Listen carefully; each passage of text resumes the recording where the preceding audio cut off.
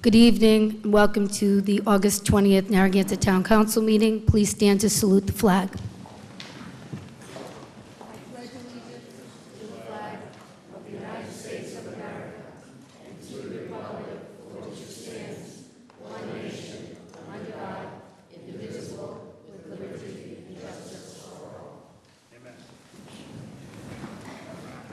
First, I'd like to take a moment of silence for Brad DeSalvo, a resident from South Kingston, 22 years old, died in a motorcycle accident. So I'd like to take a couple of minutes of silence on his behalf.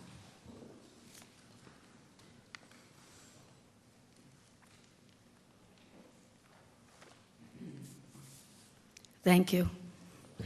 Good evening. I do have a letter tonight I'd like to address the council in the town of Narragansett. On Friday, August 10th, on my way home, I was pulled over in a traffic stop by a Warwick police officer on Route 4. It was the first time in my life I had been stopped by the police and was asked to get out of the car to do a field sobriety test. The Warwick police officer stated that if I didn't comply with him and get out of the car, that I would be put under arrest. For those of you who know me, you know I'm a bit nervous, and this was a nerve-wracking experience for me. This particular night, the officer was not alone. He was accompanied by a cameraman. When I first saw the cameraman, I had no idea why I was being recorded, but I began to think that the cameraman was part of the police department and was taping the evidence of my field sobriety test. However, later that evening, I found out that the cameraman worked for the TV network AE Live and was filming part of a reality TV show, Live PD. I was very upset with this experience, and it turned out into entertainment and broadcast live on television in Rhode Island and all across the country. Additionally, this tape was released and ran on all local news and radio stations in the state. I'm certainly, most people would have been horrified to be stopped by the police and be humiliated by being asked to undergo a field sobriety test broadcast without consent to the public. Although the police determined that I was not impaired, of course, people on social media had their own opinions. Many people seemed unwilling to accept the fact that the Warwick police officer did not arrest me and determined that I was not impaired. Nonetheless, it was the most humiliating experience that I've ever had in my whole life. Today, I remain distraught by the whole experience. The idea that the same thing could happen to anybody else, the broadcast of traffic stop by police on reality TV show without consent, continues to haunt me to this minute. I have consulted with legal counsel on future of AE Network. Of course, nothing I can do can unring the bell and cause the damage to my reputation, not only in this community, but throughout the state and the country. Public service has been one of the biggest joys of my life. I've dedicated 20 years of service to the town of Narragansett. It is a town that I love and I am proud to call my home. I've enjoyed all the challenges and the successes that have been accomplished in my terms here in Narragansett, most recently as a position of town council president. Today, I would just like to thank all the people of Narragansett who entrusted me with this incredible privilege and honor. I thank you all who have reached out to share your distress at what has happened to me. I will do my best to move beyond this event and continue to do all I can to serve the residents of Narragansett and the people I love. Thank you.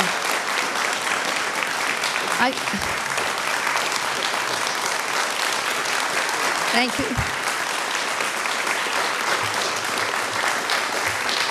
Thank you. I'm going to just take a 2-minute break, and then we're going to start the meeting. Approval of minutes. 2-minute break.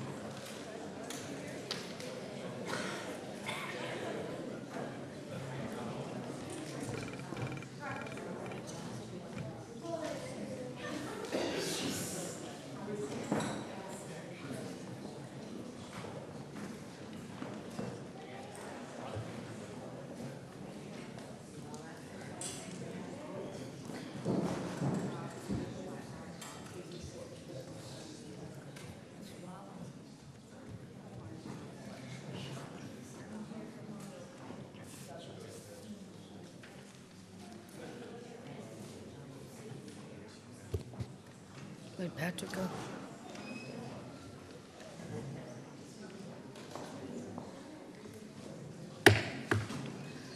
Councilman Moretti, Councilman Murray is missing. Can you know where he is? Can you go get him?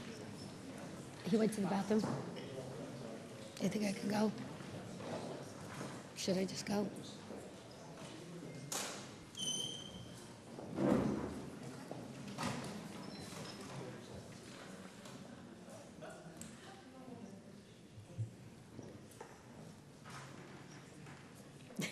He's thinking. Oh, here we go. Thank you, Patrick.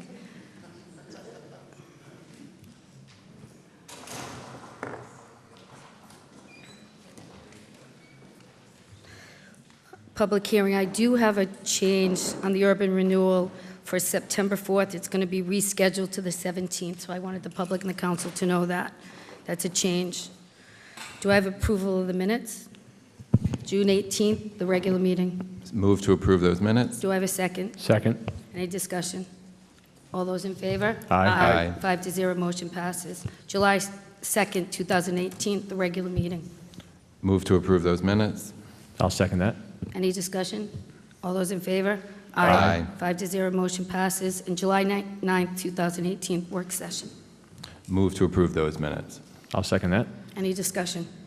All those in favor? Aye. 5-0, motion passes. It's time for open forum.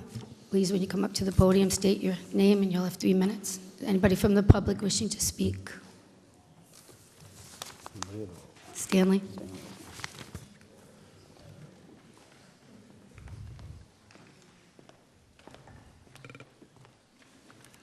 Stan Wachowski, Narragansett. I'm prepared to talk about, I want to talk about America. We're here in Narragansett, America, and kind of clear up in my mind, who do you serve here in America, in Narragansett? I guess I thought about it, and I guess people that pay their bills get served, you know, and therefore I would think that property owners and taxpayers are the primary concern as you go about your duties on the council. And while you're doing that, of course, you're always considering the discrimination issues that come about. These many groups have a lot of power to vote you out, and that's always a concern.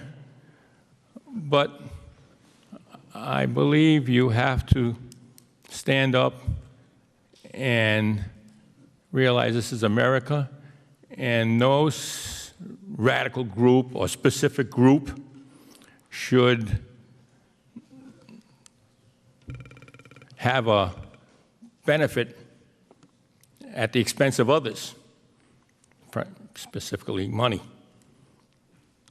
So I hear, well, the people are going to vote you out if you don't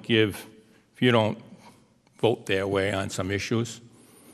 Then I hear that full-time residents all of a sudden are, let's say, they're superior. Oh, they get a tax break. They're superior, they're better? I don't understand. No, we're all equal. All taxpayers are equal. All property owners are equal. There is no, just because you're a full-time resident in this town doesn't give you the right to have something special or more money or pay less money. That's not the American protocol from what I'm thinking. Everybody's equal. Thank you, Stanley. So I just hope that you would be willing to lose your political life in support of Thank the you. American protocol. Everyone the same with no discrimination. And if it's costing you, you your Stanley. political life, that is fine. I spent 2 years of my life Stanley, thank in you. trouble, and that was a real life. A political life lost, it really is not a very big deal. Stanley, your 3 minutes is if up. you look at it. Thank you. Thank you very much. I know you don't want to hear me. I know that, No, but we heard. I can't help it. Yeah, I know. I just get wound Thank up you, with Steve. the American values and discrimination and try to minimize it. Okay, Thank you anybody very else much. wishing to Thank you. speak? An open forum.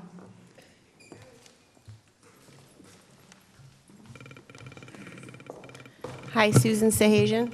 First of all, I'd like Address. to thank everybody for this town. You're wonderful. Susan, you have been great for 20 years, and we appreciate you.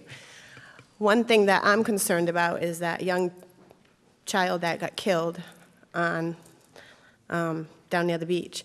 I think that we need a sign that says merge, because I think people are not aware how those lanes go into one. And I think it's over and over again that these young kids are getting killed for unnecessary reasons. Maybe if we had a sign, you know, letting people know that that is going into one lane from Otis State, because it is a town that we have a lot of tourists come to it. So just, There's a plan in place. Carol McEntee is working with the chief and the manager, and we've been communicating about trying to make that a better corner for all residents. So thank you for that. okay, thank you. Anybody else wishing to speak? Seeing none, we'll move on to the next thing on the agenda, which is the consent agenda. Do I have a motion from anybody on the council to approve the consent agenda? So move. Do I have a second? Second. Any discussion? All those in favor of the consent agenda? Aye. 5-0, motion passes. Moving on to new business. Number 6, a motion to discuss the proposed plan for the 3 cottages remaining on Middlebridge property. We'll send a summary along. Do I have a motion? So move. A second? Second. Discussion. I actually put this on from the last meeting because we gave some direction to the Park and Rec manager, but we decided that we didn't want to demolition the 3 cottages, so I guess the question is, what are we doing with those cottages? Are we renovating them? Are we going to continue to rent them? And so, Steve, if you could maybe come on up and just, I know there was a recommendation from the director on those buildings on that property.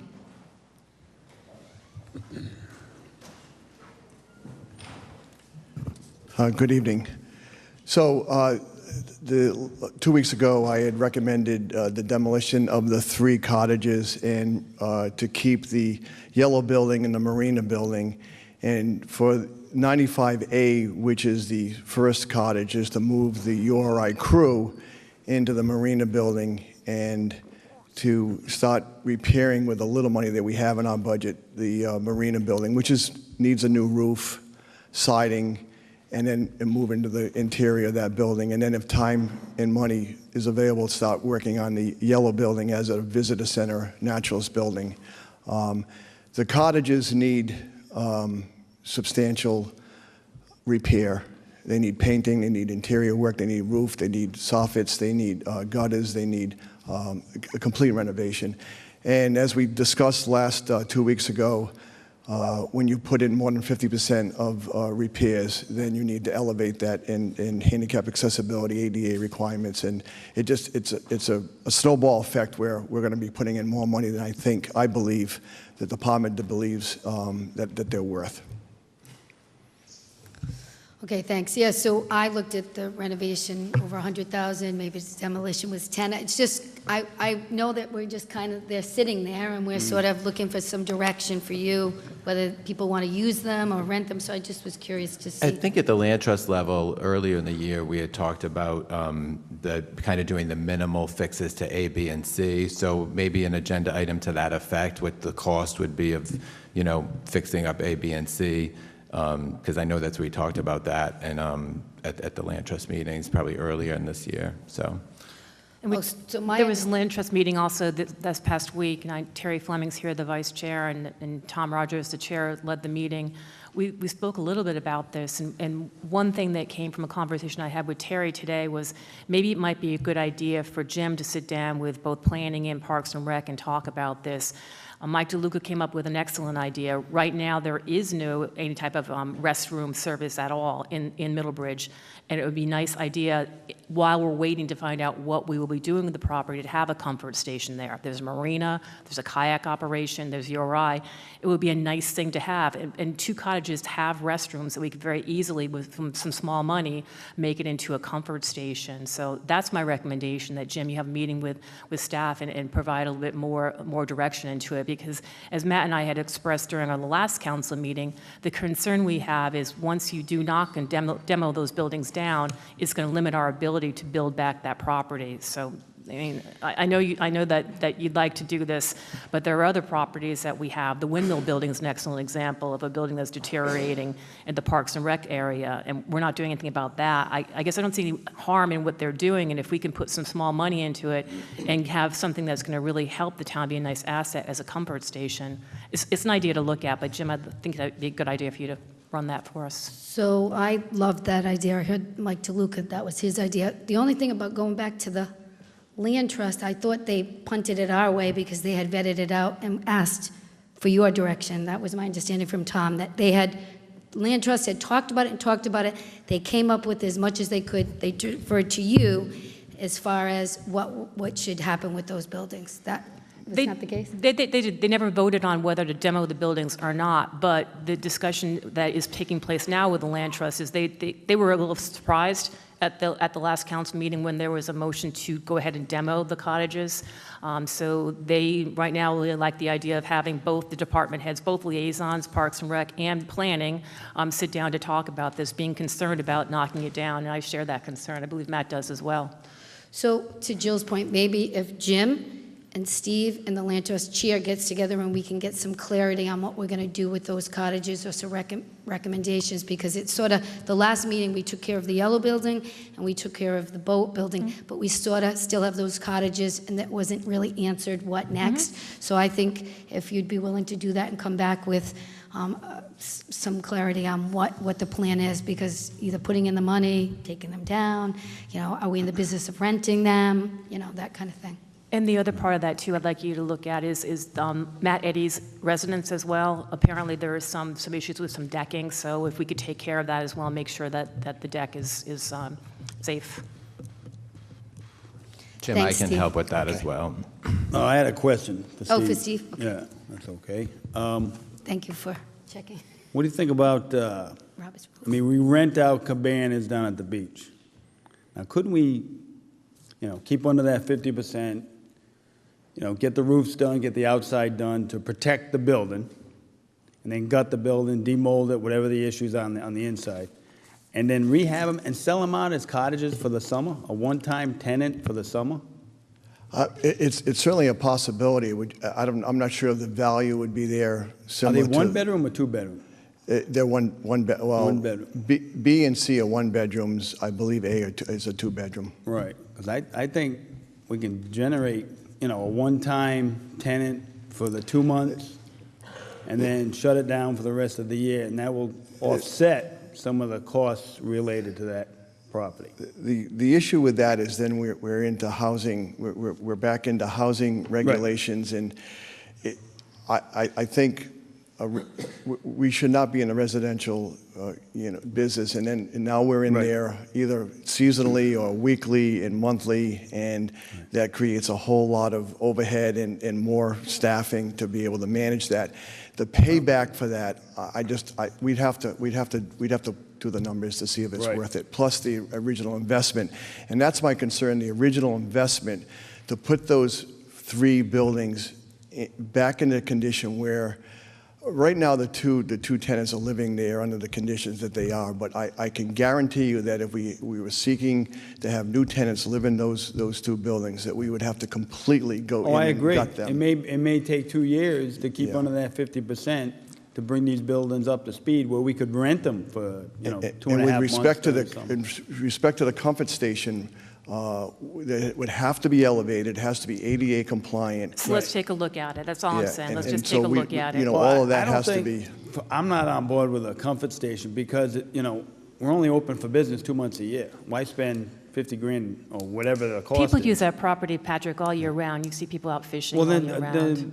well, Let's have Jim meet with right, well, the fishermen liaisons. down there, they pretty much, you know, they can take care of themselves. But for the 2 months a year, I think, you know, a couple outhouses will more than suffice. Well, It's right low now, cost. right now we have we service outhouses from April through Columbus Day. Right. There are outhouses that we Right. service. Well, there we So go. I just want to make the point again, you guys are going to get together, but it did go through the land trust and it was deferred to you, and your recommendation to the council was to demolition them. Is that correct? That's correct. And Okay, w- that- Not real, no, And no, what- no. At the beginning of the year, no, I was at the meetings myself. It was, we talked about those buildings and it was to do minimal repairs to A, B, and C. That's my recollection of the discussions when we were doing the second iteration of the management plan. So I don't want to but I remember that, Susan's and that's why I correct. was surprised. I talked to Susan before the last meeting. I said, what is this demolition thing on for? So I think, and remember, we are getting revenue from there, even, and it's on a month-to-month basis, so there's not like a crisis right now. Let's see what minimal repairs would look like. We'll look at the cost. If it's 50,000, if it's too much, we won't spend it, and then we might have a different decision to make, so. But Susan, you're actually right. The land trust, the meeting that Matt's talking about is a land trust meeting that took place where we said put in minimal money. But last meeting, the staff came and said that they wanted to demolish it. That was part of but the land trust never said that, just to be clear. Yeah, The land but I know it went through the land trust, that's why I'm just trying to figure out, so it was a recommendation of you as the Park and Rec director? Yes. And I Yes. concur, last time, I thought if it was going to cost too much to rehab, they're kind of in the way, make it a little park and Well, get rid of them. That would be we great. were asked to put a request for interest out to see if anyone in the public wanted any of the buildings. We've been back and forth between the land trust and the council for the last number of years on these buildings. 6 to be And exact.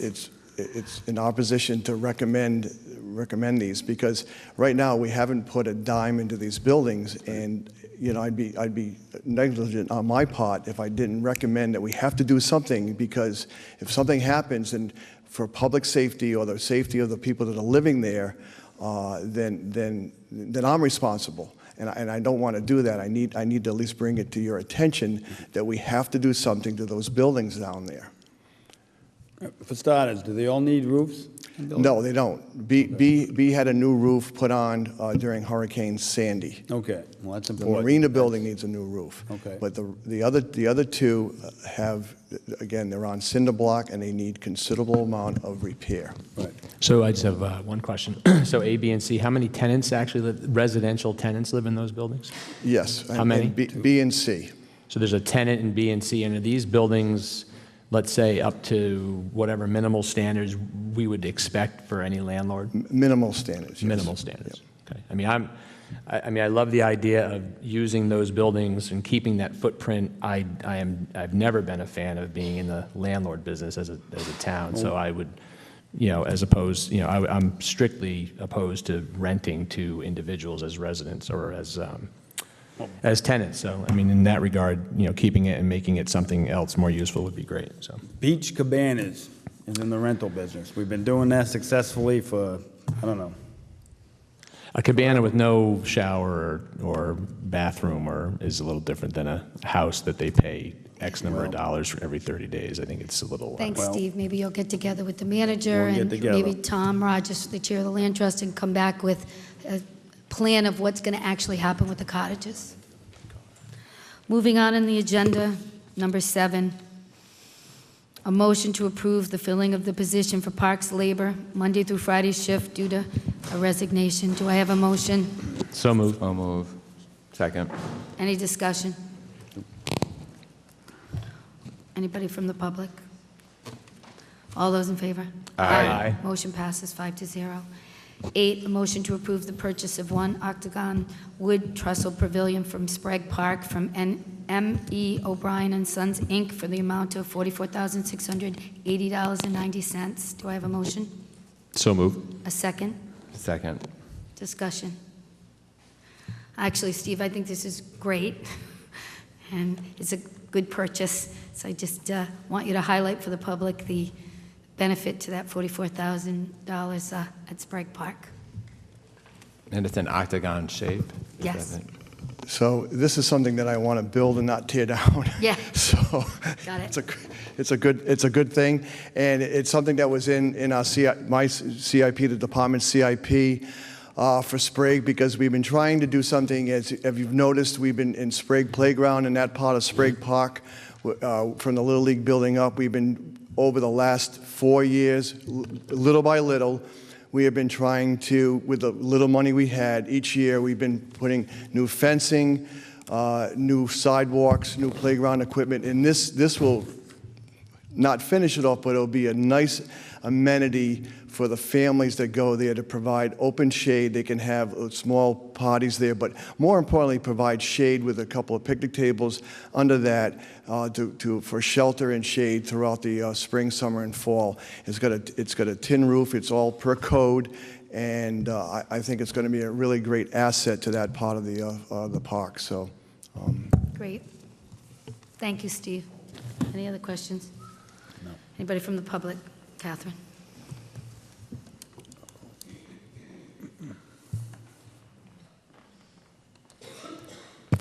Catherine Celebrato, 48 Earls Court. The state and most cities and towns have a policy that they don't do business with companies that don't pay a prevailing wage. This company is not going to pay a prevailing wage to construct this pavilion.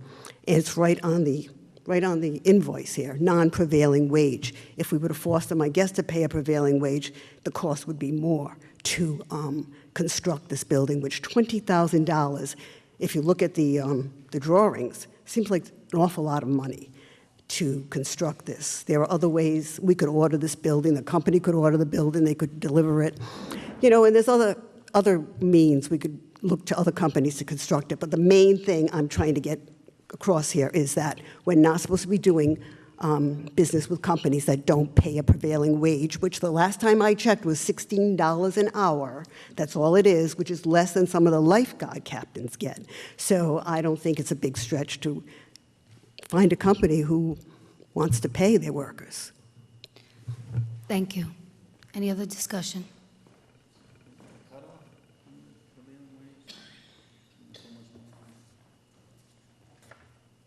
Do you want to address that, Jim? The prevailing wage? I don't have that answer right now. I'll have to research it for you. All those in favor of the motion? Aye. Aye. 5-0, motion passes. Number 9, Let's get sued. a motion to approve, ratify, and confirm a change order. Number 2, with Deprete Engineering for a Phase 2 archaeological survey for the Phase 4A bike path project in the amount of $17,800. Do I have a motion? So move. Second. Discussion. Just people are going to see this bike paths items coming up, but the expectation is that they're going to be reimbursed by the green grant. So I just want to Green make sure economy, yeah, that's, you know, because the dollar figures, we're going to be seeing these, people are going to start to get nervous if it's coming out of the town coffers, but I know it's expected to be reimbursed from the. Jim? That's correct, Mr. Mannix. That just to explain this first. So there was because of the location of Narragansett, anytime there's any disturbance of any construction site, there's an archaeological survey done. And Phase 1 is usually, they do test holes to see if there's anything there. In this stretch, near Mumford Road, they did find some Native American artifacts, pottery and so forth, that they want to do a Phase 2 to see just what this would be. We don't anticipate this would stand in the way of the proposed 1,375-foot bike path, 4A, but it still needs to be done. And you are correct that any money spent on this will be reimbursed by the state. Thank you, Jim. Any way we can slip in this octagon in this project? No, never mind. Anybody from the public wishing to speak? Seeing none, all those in favor? Aye. 5-0, motion passes. Motion 10. Motion to adopt a resolution amending the official list of parking restrictions and regulations in the town of Narragansett in accordance with the Narragansett Code of Ordinances, Major Arnold Road and Captain Freebody Road. Do I have a motion? So move. Second. This is a second reading, and again, I'm going to vote against this only because we have a municipal committee that is working for town-wide initiatives to help with the parking around the entire town. So, again, they have to go somewhere, and we just keep putting restrictions, and then it becomes an issue in another area. So I hope comprehensively we can correct it town-wide over the next year. So all those in favor of the motion? Aye. Aye. Sorry, Aye. Stanley. The second reading. It's the second reading, but he did have his hand up. Sorry. Quickly, Stanley, before we call it to, sorry. It is the second reading, so. No, anybody can speak, Paul. Absolutely. I just started thinking, I'm glad, I commend you for, looking for an analysis on all the roads, and I think we need to start looking at different parking restrictions, taking away our rights to park in front of our house. It's a fairly serious issue. And I always hear it's a public safety issue, somebody can't get by and all this. And the fact of the matter is, when there's cars on the road in the way, everyone has to call the police. They call the police when there's cars in the way and you can't go down the road. The solution is not to prevent all residents on that road not to be able to park. I don't care where the road is. And I know it's a narrow road, I understand that, but I think they've been using that road for numerous years, and all of a sudden they get one or two rentals and they got a problem. Well, the solution really should have been 2 or 3 neighbors get out there, 4 neighbors get out there and call the police, demand police action to open up the road that is clogged, and to find the cars that are obstructing emergency vehicles, parking in the middle of the road, preventing others from going by. That's the solution, not an overall parking ban that we're continuing to see. And thank you for your effort to try and stop this issue. I just want to support that. Thank you, Thank Stanley. you. Anybody else wishing to speak? This guy lives on the Hi, road. Jeff Mitchell, Major Arnold. I spoke last time, but I just wanted to mention again, this is an overnight parking issue during the school year, and the only people parking on the street, blocking all of our driveways, are students partying. And it goes on, as I mentioned before, starting about midnight. And the problem with calling the police is that 2 o'clock in the morning is usually when you're woken up by all of it. Yeah, you call the police and now they come, but I'm already awake. So that's the reason for the prevention on it, is that it's an out-of-control partying situation. There are plenty of driveways. There's no reason for anybody to be parking on a road in front of our houses and in front of our driveways at 3 in the morning. Thank you. Anybody else wishing to speak? All those in favor? Aye. All those opposed, nay. 4-1, motion passes. 11, a motion to adopt an ordinance and amendment of Chapter 82 of the Code of Ordinances of the Town of Narragansett, Rhode Island, entitled Waterways, specifically an updated Article 3, Boats, and Article 4, Coast Waters and Harbor Areas. Do I have a motion? So move. Second. Discussion. Anybody from the public? All those in favor? Aye. 5-0, motion passes. Number 12, a motion to introduce, read, pass, and accept as a first reading an ordinance and amendment of Chapter 731 in the Code of Ordinances of the Town of Narragansett entitled Ordinance in Relation to Zoning, specifically a text revision of Section 18.3, Site Plan Submission and Review Requirements of the Zoning Ordinance of the Town of Narragansett. This is to introduce, read, pass, and accept. Right. So move. Wait, hang on. We got to move the Move it, gotta motion. move it first. So move. A second. All right. Discussion. Discussion, thank you. Again, the applicant for whatever the project is has already hired one expert for whatever the issue is. And then if the town aren't satisfied with certain answers or a whole understanding of the applicant's expert, then the town's going to direct them to hire a second expert. I think it's not fair for the applicant who's trying to improve their property to pay for another expert. Since it's such a rarity, as in earlier testimony by our esteemed planning director, I think it should be on the town's dollar. So I'd like to amend this that it would be cost to the town if they needed another opinion. So is anybody on board for that So I one? have a question before I comment on that. Is this is the second reading, right? It's first. not. It's the It's the first reading. What did we? first reading. Last week we discussed it. So And last- we gave our direction to do an Oh, okay, ordinance, so this is the first essentially. reading. Yeah, it's the first reading. Okay. So thank you. Oh, yeah. Thank you for that clarity. I'm completely on board with this, Mike, and anybody else who cares. I understand your concern about the applicant paying more money, but I'm not looking at it from an individual residence being redesigned or redeveloped. I'm looking at it for some other major project where you need expertise, and I am not on board with paying for it, and I think the applicant should definitely pay for it. Twice? Sure. Well, That's just my opinion. So. well, how does anybody else feel? I agree with them. I'm fine with it. It's a peer review. I'm good with it. I mean, if it's such a rare occurrence, I mean, geez, we could take it out of the council budget if it's that rare. You know? I agree with Mike. Right. No? Okay, well, it's a dead duck. Okay. Anybody from the public wishing to speak? Don't park, don't come to the beach, and don't build in Narragansett. But you can use the comfort station. Let's try to stick to Robert's rules. Catherine Celebrato, 48 Earls Court. This ordinance says that the planning board can pick the person. They're going to pick the person. It's not that the applicant's going to pick the person. Yeah, but- I don't know if this is really necessary. You know, if an applicant goes to the planning board and they didn't answer all the questions that the planning board has, why wouldn't they just send them back and say, hey, these are the questions we want answered. Have your expert answer them. I mean, I don't know why we have to pick somebody else and then put the bill on the applicant. Just ask the applicant to get the information that they want, that they need.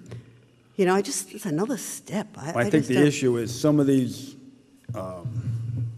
issues that spring up, like wetland, Yeah. or, you know, the applicant's expert. Doesn't give the whole story, Well, of course. know- But then you send them back, you say, we want the whole story, as opposed to picking, the planning board picking somebody, I guess from a list or whatever, hiring that person, then putting the bill on the applicant, which I've been before the zoning board, these bills can get pretty big. Right. So I just think that since the applicant is probably already going to have an expert, just keep sending them back to the darn expert till they get the answers they want, or they need. Maybe Mike can expand on that. Thank you, Catherine. They tend, Again, let's just try to stick to the Robert's rules, speak to the chair. The people come up for the 3 minutes. Let's not have back and forth dialogue with the public. This opens a Pandora's box. We go to three. Do we go to 3 experts, 4 experts? How many experts do we don't like this guy, or we have a list. Now we have a list of approved experts. I mean, the expert have a degree, or how many degrees? I mean, the first expert, does he have enough of degrees to make the correct analysis? If not, then we shouldn't have heard from the beginning. So if we have an unqualified expert to start with, well, they shouldn't have heard. If he's qualified, then maybe his opinion's okay. But I just see the 3 experts. I don't like the 2 guys. I want the 3rd guy. You know, a government, again, expanding it. It doesn't sound like a good idea. Thank you, Stanley. Mike DeLuca from Community Develop spoke about it last time. It's a well-known practice. Come on up and give 2 minutes on the procedure. It's a peer review, well vetted out. They do it all across the state. Let's just short and brief so we can move on the agenda. As briefly as I can. I'm going to give you 2 minutes. Go. Oh, boy. It's a very well accepted practice in the public as well as the private sector. There are times when board members don't know what questions to ask, but they don't feel comfortable with the outcome of the expert's study. You can be in very technical areas such as sound engineering, wetlands, which is one of the examples I gave you the other day about vernal pools and the life that live in vernal pools. These are technical elements that the lay people on these boards don't necessarily have the background in. So it is worthwhile at that point when you get a report that does not have the level of detail of explanation that you really feel it needs to have, but you're not sure how to ask the question because you, as a board member, are not an expert. It is worthwhile at that point to seek the escrowed funds so that you could hire a peer review expert. And I would remind the council that this section is already in the code. It specifies 4 fields of endeavor: engineering, planning, design, and architecture. The experience that the planning board had was that they wanted a wetland biologist, and it's not in that list. And there was one time when they wanted a specialist in sound engineering, and they could not get that specialist either. So, Widens the scope. Madam President, I have a question Thank you for following Robert's rules. Go. for our planning director. If the town is paying for it, wouldn't this expert be more beholden to the town instead of the applicant paying for it? no, because the applicant escrows the funds with the town, and we use that money to hire the expert. Now, how many towns across the state do this? There are at least 3 that I can tell you. Is but one of them Providence? I don't know about Providence. East Okay. Providence, Cranston, Warwick, yes. Because the last thing we need to do is follow Providence's model. Thank you. Okay. Thank you, Mike. This comes up in situations at planning and zoning board meetings where, you have the applicant and then you'll have the abutters. There tend to be experts. Experts tend to, again, this is generalization, but many of the experts in these areas tend to be there on behalf of applicants who are constructing and making changes, or there are experts who tend to be more with abutters. So a lot of times the abutters, the people opposing the project, will have their own expert. At a planning and zoning board meeting where there's an abutter who does not have that expert, but there's several abutters who the board finds persuasive, they may say, the board members may feel those abutters are persuasive, but then they may want to go to get an expert opinion to kind of see if that instinct, if that credibility of those abutters is something that would be backed by expert testimony. So that's the situations, I think, in which it would play out. If the abutters already have an expert, then they're not going to, the town's not going to be looking for one. But we're in those situations where abutters are very credible, and then you would go and hire an expert to, they didn't hire an expert, but then the town would say, well, we want to see if that, let's look at that more deeply. Let's see what the specific wetland issue, specific real estate appraisal issue is or whatever. So that's the concept behind it. Thank you. Thank you, Mike. Anybody from the public? Anybody else? All those in favor? Aye. Aye. All those opposed? Nay. Nay. 4-1. Motion passes. Patrick is against that one. 13. A motion to approve the purchase of 1 Plymouth exhaust system for the fleet maintenance facility at Public Works for an air cleaning specialist of New England LLC in the amount of $24,680. Do I have a motion? So moved. Second. Discussion. Discussion from the public? Seeing none, all those in favor? Aye. 5-0, motion passes. 14, a motion to approve the purchase of 1 new 2019 Chevrolet Silverado 35 HD 4WD regular cab truck with dump body, Fisher 9, snow plow and Fisher hopper spreader with pre-wet system for a national auto fleet group utilizing the National Joint Powers Alliance. Contract in the amount of $62,770.84. Do I have a motion? So moved. Second? Second. Discussion. Stanley?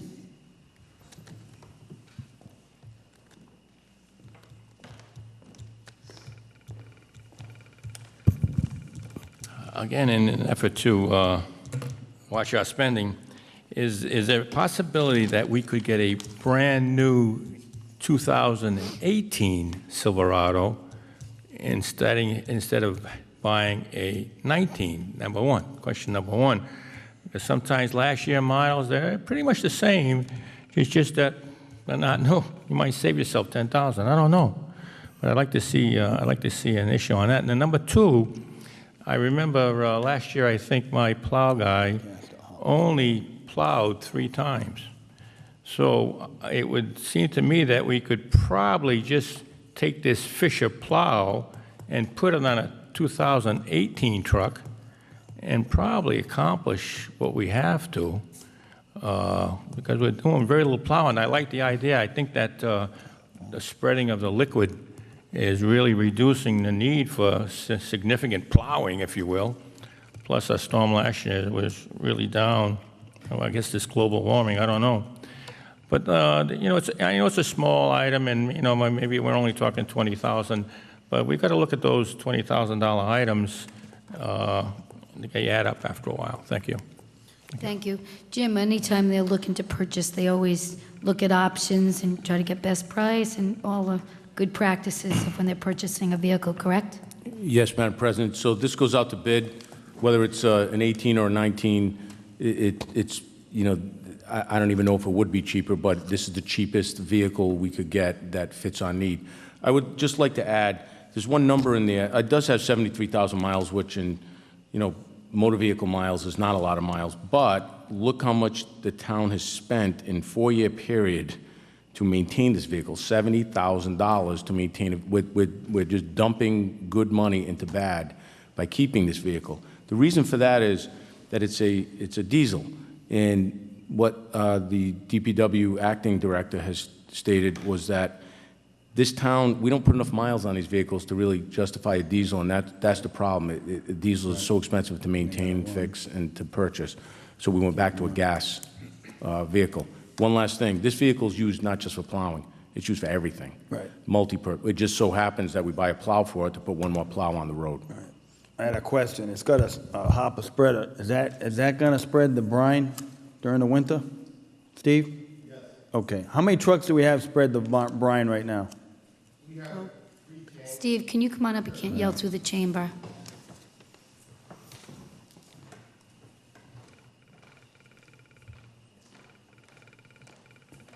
We have 2 large tanks on bigger trucks and 2 small tanks on pickup trucks to do just the brine. But the tanks on this truck and the other Sanders all have these wet tanks that pre-treat the salt as we put it down.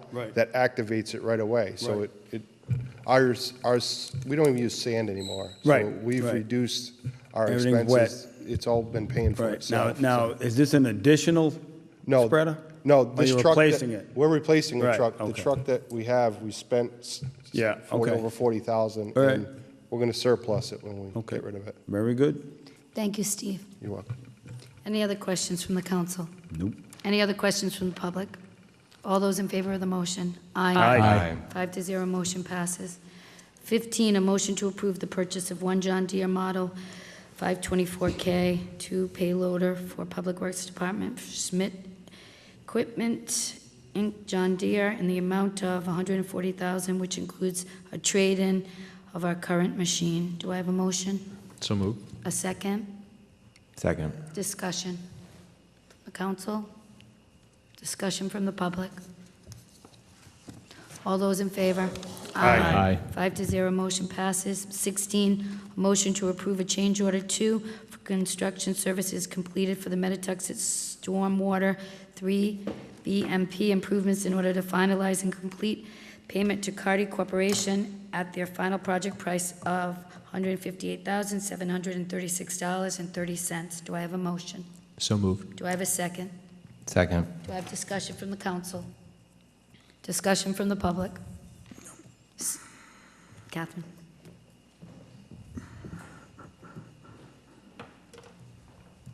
Catherine, you'll direct your comments to me, okay? Catherine Celeberto, 48 Earls Court.